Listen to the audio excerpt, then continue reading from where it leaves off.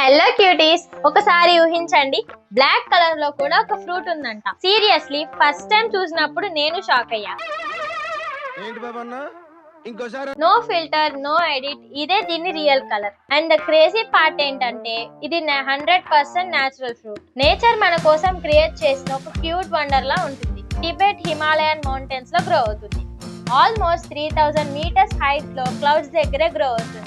Cold winds plus strong UV light వలన దీని skin colour black అయిపోయింది.